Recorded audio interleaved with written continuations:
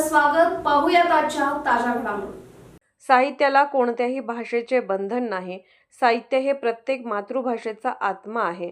त्यामुळे ज्या त्या भाषेत साहित्य निर्मिती झालेली आहे ते सर्व साहित्य अजरामर आहे. सीमा भागात कन्नड साहित्य संमेलन रुजवण्यासाठी 50 वर्ष लागली.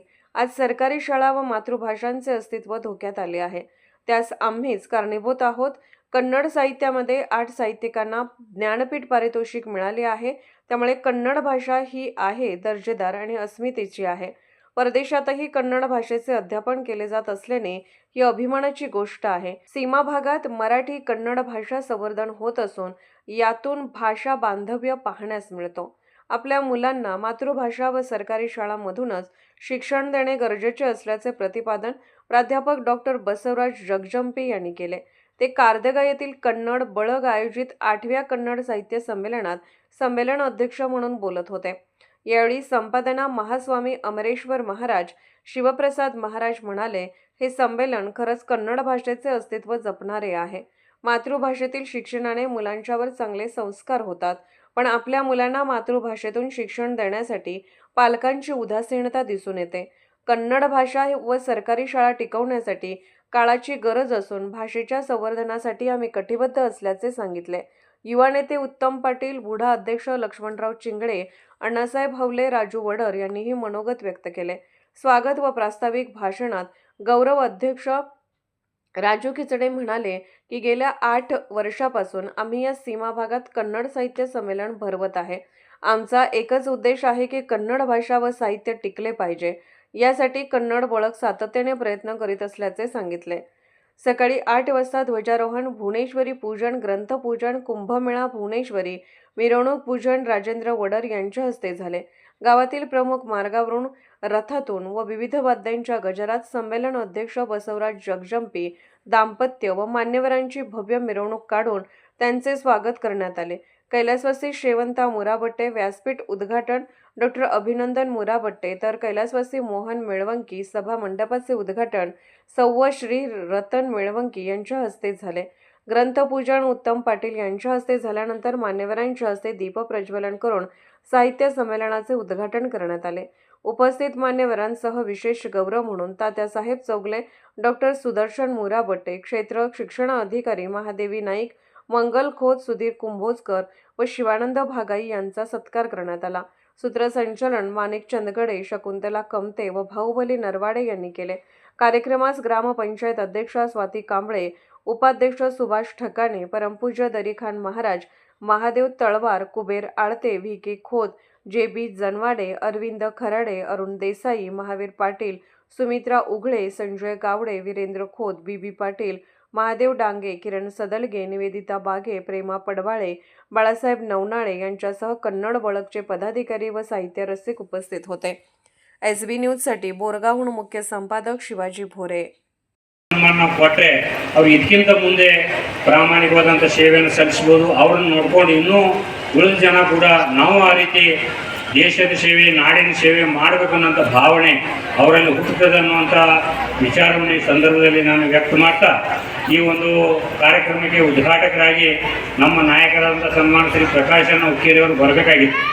ಆದರೆ ಅವರು ಮುಂಜಾನೆ ಫೋನ್ ಮಾಡಿ ಹೇಳಿದ್ರು, ತಬ್ಬಿತ್ತು ಆರಾಮಿಲ್ಲ, ಅದಕ್ಕೆ ನಾನು ಬರಲಿಕ್ಕೆ ಆಗೋದಿಲ್ಲ, ಅದಕ್ಕೆ ನಮ್ಮ ವತಿಯಿಂದ ಒಂದು 25,000 ರೂಪಾಯಿ ಕೊಡ್ರಿ ಅಂತ ಹೇಳಿ ಅವರ PN ಕೊಟ್ಟು ಕಳಿಸಿದಾರೆ. ಅವ್ರು 25,000 ರೂಪಾಯಿ ಅದನ್ನು ಅನುಕೂಲವನ್ನು ಸರ್ಕಾರ ಮಾಡಿಕೊಡಬೇಕು ಅನ್ನುವಂಥ ನಿಟ್ಟಿನಲ್ಲಿ ಈ ಸಮಾವೇಶವನ್ನು ಆಯೋಜನೆ ಮಾಡ್ತಾ ಇದ್ದಾರೆ ಪ್ರತಿ ವರ್ಷ. ವಿಶೇಷವಾಗಿ ಚಿಂಚಣಿಯ ಲಿಂಗೈಕ್ಯ ಯಲ್ಲಂಪುರ ಮಹಾಸ್ವಾಮಿಗಳು ಗಡಿ ಭಾಗದೊಳಗೆ ನೆಲ ಜಲ ಭಾಷೆ ಬಗ್ಗೆ ಸಮಸ್ಯೆ ಬಂದಾಗ ಬಹಳಷ್ಟು ಪ್ರತಿಭಟನೆ ಹೋರಾಟಗಳನ್ನು ಮಾಡಿ ಆ ಪ್ರತಿಭಟನೆಯಿಂದ ಅನೇಕ ಬರುವಂತ ಎಲ್ಲ ಶಿಕ್ಷಕರು, ಎಲ್ಲ ಮೇಡಮ್ಗಳು ನಮಗೆ ಪ್ರತಿ ವರ್ಷ ಈ ಕನ್ನಡ ಸಮ್ಮೇಳನಕ್ಕೆ ನಮಗೆ ಸಹಕಾರ ಮಾಡ್ತಾರೆ. ವಿಶೇಷವಾಗಿ ವೇದಿಕೆಯಲ್ಲಿ ನಾನು ಹೇಳ್ಬೇಕು ಬರ್ತೇನೆ, ಇಲ್ಲಿ ಯಾರು ನಾಯಕರಿಲ್ಲ, ಆದರೆ ಇಲ್ಲಿ ನಾಯಕರಿದ್ದಾರೆ. ಭವಿಷ್ಯ ಆಗುವಂಥ ನಾಯಕರಿದ್ದಾರೆ, ವಿನಂತಿ ಮಾಡ್ತೇನೆ. ನಮ್ಮಲ್ಲಿ ಕನ್ನಡ ಶಾಲೆ ಇದೆ, ಮರಾಠಿ ಶಾಲೆ ಇದೆ, ಉರ್ದು ಶಾಲೆ ಇದೆ. ಪ್ರಕಾಶ್ ಅಣ್ಣವ್ರು ಈಗಾಗಲೇ ಒಂದು ಮರಾಠಿ ಶಾಲೆಗೆ ಕನ್ನಡ ಶಾಲೆ ಒಂದು ಕೊಲ್ಲಿ ಕೊಟ್ಟಿದ್ದಾರೆ.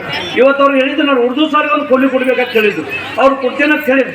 ನಾ ದಯವಿಟ್ಟು ನೀವೆಲ್ಲ ನಾಯಕರು ವಿನಂತಿ ಮಾಡ್ಕೊತೇನೆ, ಮತ್ತೊಂದು ನಮ್ಮ ಕನ್ನಡ ಶಾಲೆ ಆಗಲಿ, ಮರಾಠಿ ಶಾಲೆ, ಉರ್ದು ಶಾಲೆಗೆ ನಮ್ಗೆ ರೂಮ್ಗಳು ಕಟ್ಸಿಕೊಡುವಂಥ ವ್ಯವಸ್ಥೆ ನಿಮ್ಮ ಜವಾಬ್ದಾರಿ ಐತಿ, ನೀವು ಅವರು ಕಿವಿ ಮ್ಯಾಗ ಹಾಕಿ ಮಾಡಿಕೊಡ್ಬೇಕು. ಇದು ಭಾಷಾ ಬಾಂಧವ ಕಾರ್ಯಕ್ರಮ ಐತಿ, ಯಾವುದೇ ಜಾತಿ, ಯಾವುದೇ ಧರ್ಮ, ಯಾವುದೇ ಪಕ್ಷದ ಕಾರ್ಯಕ್ರಮ ಅಲ್ಲ.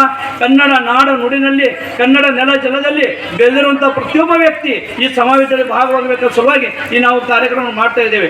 ಇಷ್ಟೇ ಹೇಳಿ ಬೇಕಂತೇಳಿ ಬಹುತೇಕ ನಾನು ಹೇಳ್ತಾ ಇದ್ದೀನಿ, ಸರ್ಕಾರ ಯಾರು ಬಂದ್ ಮಾಡ್ತಾ ಇದ್ದಿಲ್ಲ. ನಾವುಗಳು ನಮ್ಮ ಮಾತೃಭಾಷೆ ಪ್ರೀತಿಸ್ತಾ ಇಲ್ಲ, ನಮ್ಮ ಮಕ್ಕಳಲ್ಲಿ ಕಳ್ಸಕ್ಕೆ ತಯಾರಿಲ್ಲ. ಭಾಳ ಮಂದಿ ನಾನು ಕೇಳೀನಿ, ಕನ್ನಡ ಶಾಲೆ ಒಳಗೆ ಇರ್ತಕ್ಕಂಥ ಮಾಸ್ತರ್ಗಳಿಗೆ, ಶಿಕ್ಷಕರಿಗೆ ಕೇಳೀನಿ, ನೀವೆಲ್ಲ ಕನ್ನಡ ಶಾಲೆ ಉಳಿಬೇಕು, ಕನ್ನಡ ಶಾಲೆ ಉಳಿಬೇಕು, ಸರ್ಕಾರಿ ಶಾಲೆ ಉಳಿಬೇಕಂದ್ರೆ ನಿಮ್ಮ ಮಕ್ಕಳಲ್ಲಿ ಓದ್ತಾರಂತ ಕೇಳಿದಾಗ ಅವ್ರು ಸುಮ್ಮನೆ ಕೂತಾರೆ ನನ್ನ ಮುಂದೆ. ಮೊದಲ ನಾವು ಕಲಿಸ್ತಕ್ಕಂಥ ವಿದ್ಯೆದ ಮೇಲೆ ನಮಗೆ ಭರವಸೆ ಇಲ್ಲದಾಗ ಮತ್ತೊಬ್ಬರು ನಮ್ಮ ಮಕ್ಕಳನ್ನು ಹ್ಯಾಕೆ ಕಳಿಸ್ಕೊಡ್ತಾರೆ ಅಂತಕ್ಕಂಥ ಚಿಂತನೆ ಬೇಕು.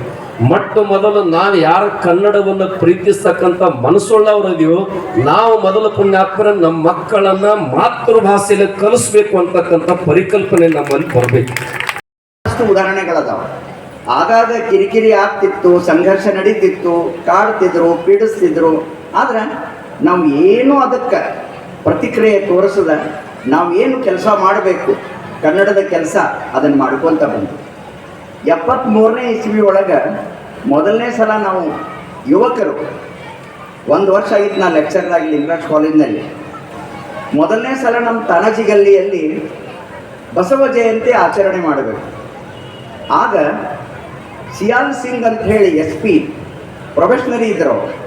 ಸಿಯಾಲ್ ಸಿಂಗ್ ಕನ್ನಡ ಹೊರಹೊಮ್ಮಬೇಕಂತೇಳಿ ಯಾರು ಕನ್ನಡವನ್ನು ಕಲಿತಾರೆ ಅವರು ಎಲ್ಲ ಭಾಷೆಗಳನ್ನು ಆರಾಮಾಗಿ ಸಾಯಸಾಗಿ ಕಲಿಬಹುದು. ನಾವು ಕೂಡ ಕನ್ನಡದಲ್ಲೇ ಕಲ್ತೀವಿ. ಹಳ್ಳಿಯಲ್ಲಿ ಕನ್ನಡ ಗಂಡು ಮಾಧ್ಯಮದಲ್ಲಿ ಓದಿದ್ದೀವಿ. ಆಮೇಲೆ ಜಯ ಬಾಗೇವಾಡಿ ಕಾಲೇಜಿನಲ್ಲಿ BSc ಪದವಿಯನ್ನು ನಾವು ಕಲಿತ ನಂತರ ಇಡೀ ಕನ್ನಡಮಯವಾಗಿರ್ತಕ್ಕಂಥ, ಅವಾಗೂ ಕೂಡ ಇದಕ್ಕಿಂತ ಹೆಚ್ಚು ಮರಾಠಿ ಪ್ರಭಾವ ಇತ್ತು. ಮರಾಠಿ ಭಾಷೆಯನ್ನು ದ್ವೇಷ ಮಾಡ್ತಕ್ಕಂಥವ್ರು ನಾವಲ್ಲ, ನಾವು ಭಾಷೆಗಳ ಮೇಲೆ ಪ್ರೀತಿ ಮಾಡ್ತಕ್ಕಂಥ ಕನ್ನಡದ ಜನರು. ಇದರ ಅರ್ಥ ಇನ್ನೊಂದು ಭಾಷೆಯನ್ನು ಪ್ರೀತಿ ಮಾಡುವಾಗ, ಇನ್ನೊಂದು ಭಾಷೆಯನ್ನು ಪ್ರೀತಿಸುವಾಗ, ಅದರ ಗುಣಗಾನ ಮಾಡುವಾಗ ನಾವು ಇದಕ್ಕೆ ಯಾವತ್ತು ಪ್ರೋತ್ಸಾಹ ಕೊಡ್ಕೊತ ಬಂದಿರತಕ್ಕಂಥ ರಾಜು ಕಿಚಡಿ ಅವರು ಇವತ್ತು 8 ವರ್ಷಕ್ಕೆ ಸಲ ಅವ್ರು ಈ ಕಾರ್ಯಕ್ರಮವನ್ನು ಮಾಡ್ತಾ ಇದ್ದಾರೆ. ನಾನು ಇಷ್ಟೇ ಹೇಳ್ತೇನೆ, ಮುಂದೂ ಕೂಡ ನಮ್ಮ ಕನ್ನಡ ಭಾಷೆ ಆಗಲಿ, ನಮ್ಮ ಸಂಸ್ಕೃತಿ ಆಗಲಿ, ನಮ್ಮ ಇತಿಹಾಸ ಆಗಲಿ ಮನೆ ತನಕ ಮುಟ್ಟುವಂಥ ಕೆಲಸ ನಿಮ್ಮ ಮಾಧ್ಯಮದಿಂದ, ನಿಮ್ಮ ಬಳಗದಿಂದ ಆಗಲಿ. ಯಾವತ್ತೂ ನಾವು ನಿಮ್ಮ ಬೆನ್ನಲ್ಲೇ ರಾಜವನ್ನ ಇದ್ದೇವೆ. ಇಲ್ಲಿ ಕೂತಿರ್ತಕ್ಕಂಥ ಎಲ್ಲರೂ ನಿಮ್ಮ ಬೆನ್ನಲ್ಲೇ ಇದ್ದಾರೆ. ಮುಂದೆ ಇದಕ್ಕಿಂತ ಜಾಸ್ತಿ ದೊಡ್ಡ ಪ್ರಮಾಣದಲ್ಲಿ ಈ ಸಮ್ಮೇಳನವನ್ನು ಆಗಬೇಕಂತೇಳಿ ಅದ್ರ ಬಗ್ಗೆ ನಾವು ಚಿಂತನೆ ಮಾಡಬೇಕು. ಯಾಕಂದ್ರೆ ಈ ಭಾಗದಲ್ಲಿ ಸುಮಾರು ಈಗೆಲ್ಲ ನೋಡಿದ್ರೆ ಸಾಕಷ್ಟು ಬದಲಾವಣೆಗಳು ಆಗ್ತಾ ಇದೆ. ಮೊದಲು ಜನವಾಡ ಆಗಲಿ, ಶಿರದವಾಡ ಆಗಲಿ, ಸಾಕಷ್ಟು ಊರಲ್ಲಿ ಕನ್ನಡ ಭಾಷೆ ಇಲ್ಲಾಗಿತ್ತು. ಆದರೆ ಈಗ ಅಲ್ಲಿ ಕನ್ನಡ ಭಾಷೆ ಆಗಲಿ, ಅಲ್ಲಿ ಮಕ್ಕಳಿಗೆ ಕನ್ನಡ ಸ್ಕೂಲಿಗೆ ಹೋಗುವಂಥ ವ್ಯವಸ್ಥೆಯನ್ನು ಈಗಾಗಲೇ ಆಗಿದೆ. ಮುಂದೆ ಕೂಡ ನಾವೆಲ್ಲರೂ ಕೂಡಿ ಇದನ್ನು ಮಾಡುವಂಥ ಕರ್ತವ್ಯ ನಮ್ಮೆಲ್ಲರಿಗೂ. ಅದಕ್ಕಾಗಿ ರಾಜುವನ್ನ ನೀವೊಬ್ಬರೇ ಅಲ್ಲ, ನಿಮ್ಮ ಜೊತೆಗೆ ನಾವು ಎಲ್ಲರೂ ಇದು ಅಂತ ಹೇಳಿ ಇಲ್ಲಿ ಮತ್ತೊಮ್ಮೆ ಕನ್ನಡದ ಗುಡಿಯನ್ನು ಕಟ್ಟುವಂಥ ಅಪರೂಪದ ಕೈಂಕರ್ಯದ ಸೇವೆಯನ್ನು ಪೂಜ್ಯನೀಯ ಗುರುಗಳು ಮಾಡಿದರು. 62 ವಸಂತಗಳನ್ನು ಕನ್ನಡಾಂಬೆಯ ಮಡಲಿಗೆ ಅರ್ಪಣೆ ಮಾಡಿದರು ಪೂಜ್ಯನೀಯ ಗುರುಗಳು. ನಾವೆಲ್ಲರೂ ಪೂಜ್ಯನೀಯ ಗುರುಗಳು ಈ ಸಾಹಿತ್ಯ ಸಮ್ಮೇಳನವನ್ನು ಮೊದಲಿಗೆ ಪ್ರಾರಂಭ ಮಾಡಬೇಕಾದ್ರೆ ಎಷ್ಟು ಕಷ್ಟಪಟ್ಟಿದ್ದಾರೆ ಅನ್ನುವಂಥದ್ದು ಕನ್ನಡ ಬಳಗದವರಿಗೆ ಗೊತ್ತು ಮತ್ತು ಪೂಜ್ಯನೀಯ ಗುರುಗಳಿಗೆ ಗೊತ್ತು. ಇವರಿಬ್ಬರಿಗೆ ಬಿಟ್ಟರೆ ಮತ್ತೆ ಯಾರಿಗೆ ಗೊತ್ತಿಲ್ಲ ಅಂತ ಭಾವಿಸ್ಕೊಳ್ಳುತ್ತೇನೆ. ಇವತ್ತು 8 ವರ್ಷ ಆಯಿತು ಸಾಹಿತ್ಯ ಸಮ್ಮೇಳನ. ಈ ಭಾಗದಲ್ಲಿ ಎಲ್ಲಿ ಬಹಳ ಚಲೋ ಕನ್ನಡ ಸಾಹಿತ್ಯ ಸಮ್ಮೇಳನ ಆಗುತ್ತದೆ ಅಂತ ಒಂದು ಕೂಗಿ ಕೇಳಿ ಬಂದಾಗ ಮೊದಲಿಗೆ ಹೆಸರು ಬರೋದೇ ಅದು ಕಾರದಗ, ಅದು ಪೂಜ್ಯನೀಯ ಅಲ್ಲಮ ಪ್ರಭು ಮಹಾಸ್ವಾಮೀಜಿಯವರ ಕೊಡುಗೆ ಅಂತಕ್ಕಂಥದ್ದನ್ನು ಈ ಸಂದರ್ಭದಲ್ಲಿ ಸ್ಮರಿಸಬೇಕಾಗ್ತದೆ. ನೀವು ಎಷ್ಟು ಗುರುಗಳ ಮೇಲೆ ಶ್ರದ್ಧಾ, ಎಷ್ಟು ಗುರುಗಳ ಮೇಲೆ भक्ती. पूजनीय गुरुಗಳು लिंगैक्यरागी 3 राजकीय, सामाजिक, आर्थिक असा सर्व घडामोडींचा आढावा पाहायला विसरू नका SB न्यूज चॅनल आणि नक्कीच सबस्क्राइब करा.